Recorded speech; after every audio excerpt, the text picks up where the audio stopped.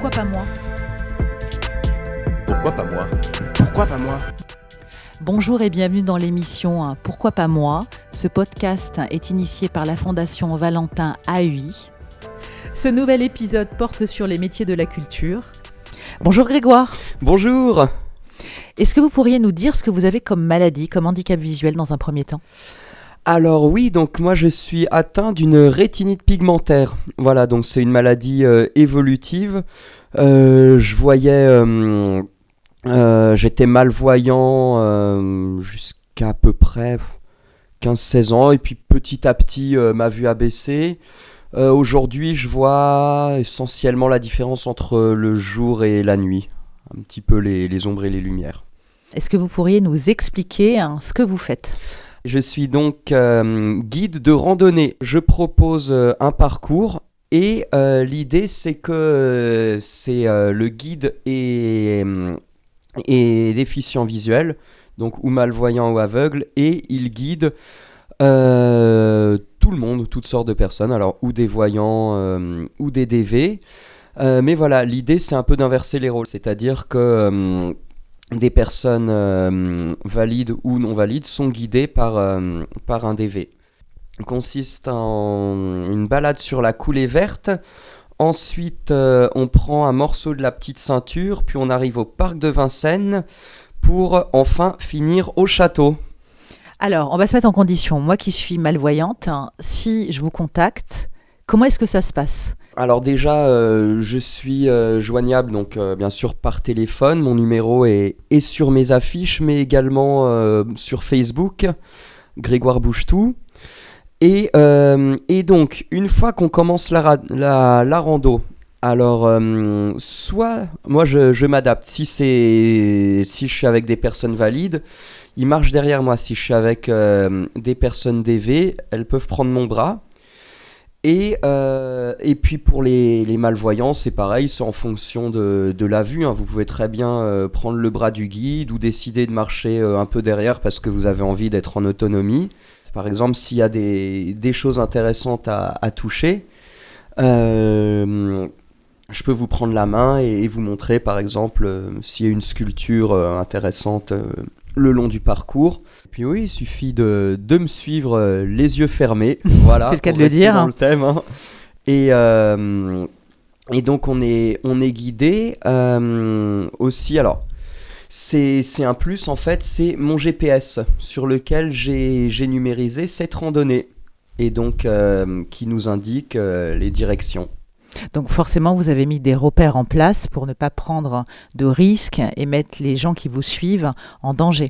C'est ça. J'ai pris des repères, alors certains qui sont même sur mon GPS, puisque donc quand on numérise, on peut également insérer des commentaires, par exemple... je sais pas, ça peut être attention sur la gauche, précipice de 100 mètres. Alors je vous rassure, c'est pas le cas sur cette randonnée. Et est-ce que vous avez fait une formation particulière pour être guide ? Tout à fait, j'ai fait une formation à l'ITDV. Donc l'ITDV, c'est l'Institut du tourisme pour déficients visuels. Donc un institut qui a été fondé il y a à peu près 3-4 ans, je dirais.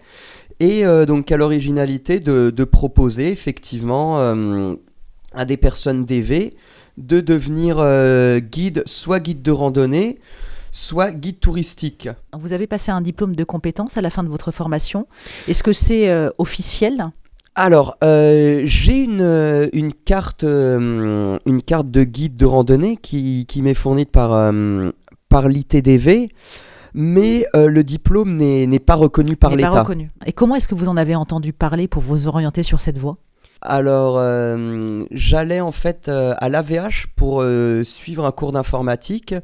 Et c'est mon prof en fait qui m'en a parlé totalement par hasard parce qu'on parlait, je sais plus, de voyage ou de randonnée. Et il m'a dit ah bah tiens Greg, tu sais que là, il n'y a pas longtemps, je viens de voir, il y a un institut qui a ouvert et qui enseigne à des DV comment devenir guide de rando ou guide touristique. Je croyais pas, j'ai dit attends, qu'est-ce que c'est que ça ? Mais C'est génial. J'ai appelé donc Monsieur Lambert qui a créé tout ça et qui est aussi mon professeur, qui a été mon professeur et qui continue d'ailleurs à me donner des conseils. Donc j'ai pris contact avec lui, j'ai commencé cette formation. Combien de temps a duré votre formation avant d'être sur le terrain ? Environ 2 ans et demi. En dehors des DV, que vous disent les valides ? Eux en général sont impressionnés. Et parfois, c'est marrant parce qu'ils ont bien plus peur que moi. Par exemple, quand on arrive à une traversée, attention, voilà. Mais ça, c'est des choses qui arrivent aussi dans la rue. Donc, mais je sens qu'ils se détendent en général au fil de la balade. Et j'ai toujours des très bons retours. À la fin, ils me disent que c'était extraordinaire, qu'ils vont en parler à des amis. Et le retour des déficients visuels, quel est-il ?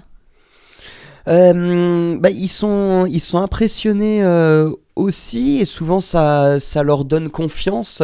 L'un d'entre eux m'a dit franchement j'ai adoré et ça va me pousser à sortir seul un peu plus souvent. Donc ça leur apporte, si je résume, de la confiance en eux. Ah oui, surtout l'envie de commencer à se déplacer en fait. Rien que ça c'est énorme.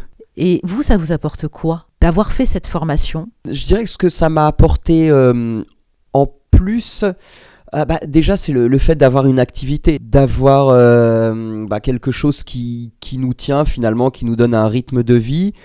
Le fait qu'on se lève le matin pour faire quelque chose, voilà, un but, mais également ne serait-ce que transmettre à des DV l'envie de sortir chez eux tout seul.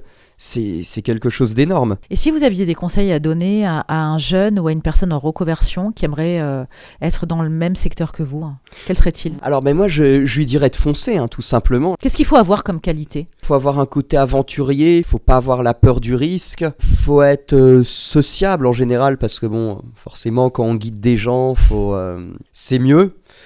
Mais tout ça se travaille, donc même des gens timides peuvent y aller. Alors la question que je voudrais également vous poser, vous êtes un aventurier, vous êtes un warrior. Si vous aviez la possibilité individuellement de vous rendre dans un pays étranger pour proposer des randonnées, quel serait-il ? Moi j'aime l'aventure, j'aime le risque. Et j'ai un petit grain de folie. Donc il y a plusieurs destinations qui me donne envie. Alors, moi, je suis un passionné du monde arabe. J'ai appris la langue arabe, donc j'aimerais, je reviens d'Égypte, là où j'ai été pendant 3 mois et demi. C'est vrai que j'aimerais organiser des randos en Égypte. Il n'y a pas de raison que ça ne fonctionne pas, vous êtes hyper motivé, on vous souhaite le meilleur. Eh bien, merci beaucoup pour ce témoignage, Grégoire. Vérité, pour conclure, le regard sur les malvoyants et les aveugles doit changer. N'oublions surtout pas que le handicap est avant tout du lien humain. À bientôt dans Pourquoi pas moi. Ce podcast est produit par Access Lab de la Fondation Valentin AUI et présenté par Caroline Pilastre.